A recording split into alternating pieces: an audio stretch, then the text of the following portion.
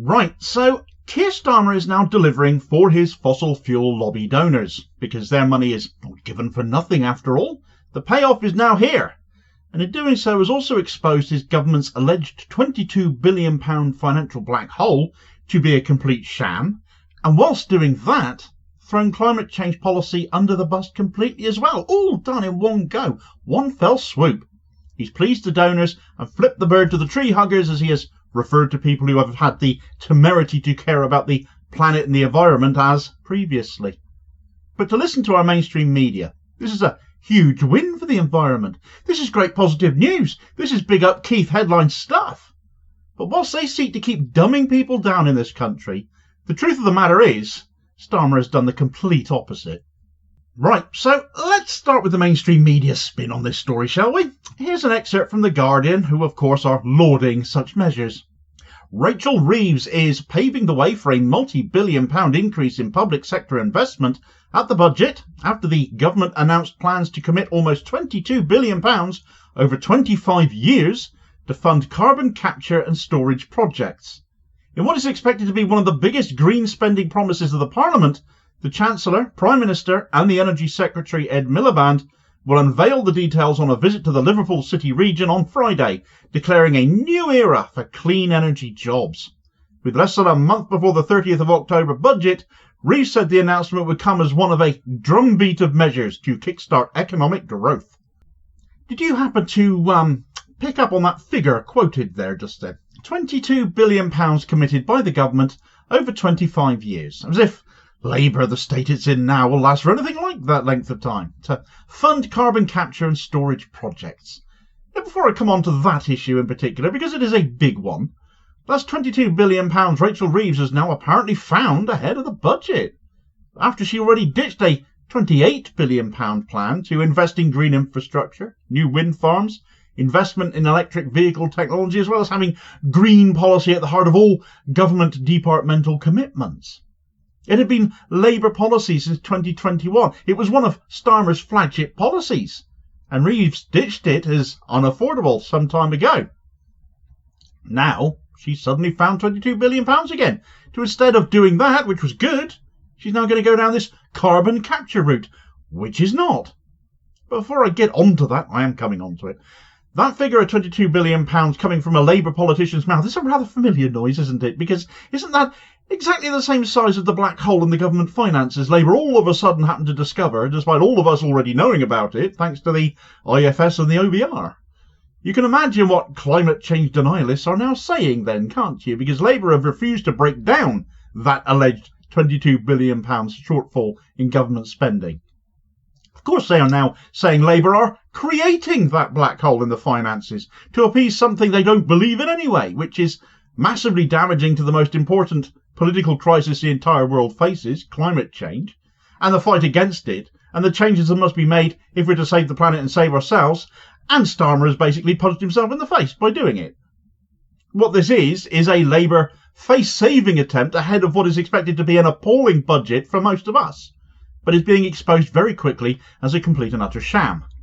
If Reeves can find £22 billion over 25 years, she could have, just as an example, stuck by the original Green Investment Plan, which was only £6 billion more, stretched out the time frame arguably instead of ditching it completely, apparently based on cost, yet can find nearly as much money again for what is a pointless and useless exercise on the national scale.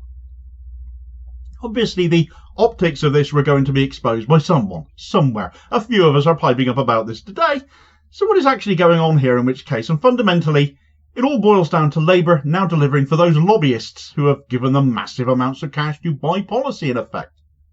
As you may have heard of, but has gone consistently underreported, though some mainstream sources did get shamed eventually into mentioning this story, Labour during the general election campaign, at a very convenient time in the election cycle, were given the largest donation in the party's history, £4 million from Quadrature Capital, a hedge fund based in the tax haven of the Cayman Islands. It was convenient timing because we weren't informed about it until well after the election had come out. The Electoral Commission reporting on it some 2 months after Labour ended up winning. And regular viewers of this channel will be familiar with this story already, so I'm not going to go into it in any particular detail again here. However, it was noted by me that amongst the some 1,600 or so financial interests or assets that Quadrature manage, there are a number of fossil fuel interests amongst them, who Quadrature would be lobbying in the interests of. It's in their business interest to do so. And Quadrature itself had a climate interest that I'd skirted over broadly, the Quadrature Climate Foundation, of which Keir Starmer has just appointed the co-chair of, Rachel Kite, to the position of Government Climate Envoy. So Quadrature very much getting their feet under the table with government climate policy, in a position to influence it much further. Now, with the fossil fuel interests I knew that Quadrature had, I was struggling at the time, admittedly, to square the hole over how they could have a climate foundation as well. The two didn't at first glance make much sense to me. But now that Starmer and Reeves have made this green policy announcement of £22 billion over 25 years to invest in carbon capture and carbon storage, which is absolutely flaming useless at a national and global level.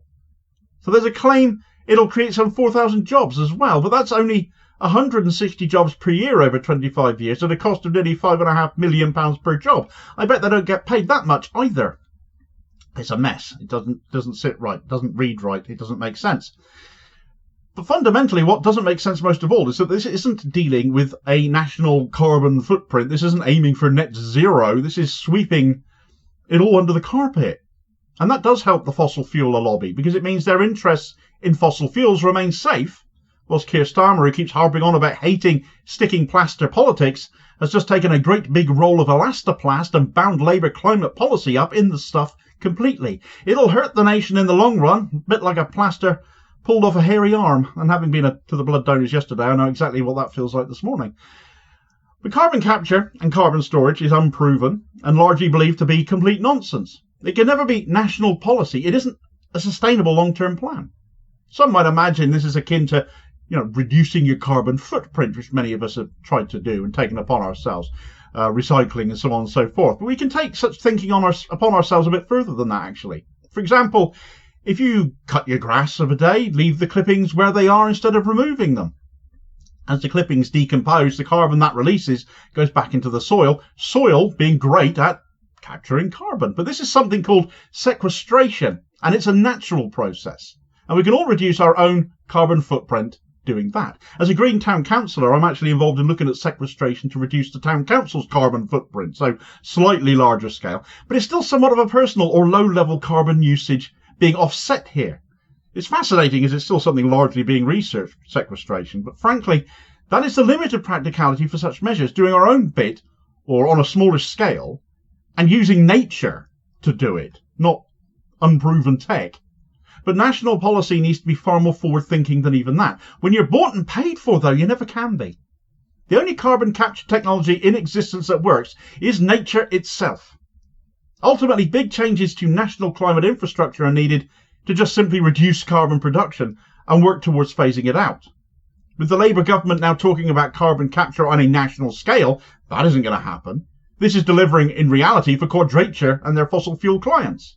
It cannot be seen in any other light, and others are certainly calling it out too. George Monbiot, who writes for The Guardian, won't be impressed with his own newspaper's coverage of this story at all, I'm sure, today. In fact, I know he isn't, because he shared the article along with a tweet reading, "This is absolute madness. Carbon capture and storage has failed time and again. Labour has slashed reliable green programmes to pour vast sums of our money into a complete crock. The only possible explanation is lobbying by fossil fuel companies." He's not wrong. He's absolutely dead right. I agree entirely with him. And that £4 million donation to Starmer & Co. is still paying dividends for that lobby. And I'm still not sure Labour has delivered £4 million worth of alleged kickbacks for cash in relation to this. A waste of cash to excuse fossil fuels still being allowed to be burned. Green Party Deputy Leader Zack Palansky has also made much the same point as Monbiot, though is on exactly the same page as myself here, saying, "Sequence of events. Labour takes a £4 million donation from Quadrature, hedge fund in the Cayman Islands, with links to oil and gas industry. Having dropped their £28 billion green pledge and home insulation programme in government, they instead invest in greenwashing for oil and gas." Of all parties, the Greens are probably the ones most expected to respond to this issue, and Palansky absolutely nails it there. It'd be remiss of me to not also point out that more and more people are still choosing to go green, as in the Green Party, shameless plug for my own party warning incoming, and leaving Labour too. For example, yesterday, Labour suffered another catastrophically huge by-election loss, losing a seat on Lancaster City Council to the Greens, their vote share from previously having virtually halved, with the Tories also down, and all of it pretty much going to the Greens, now making them the largest party on Lancaster City Council for the first time ever. A party not bought and paid for by lobbyists, unlike the big mainstream parties. More and more people are turning away from that kind of politics to new prospects like the Greens.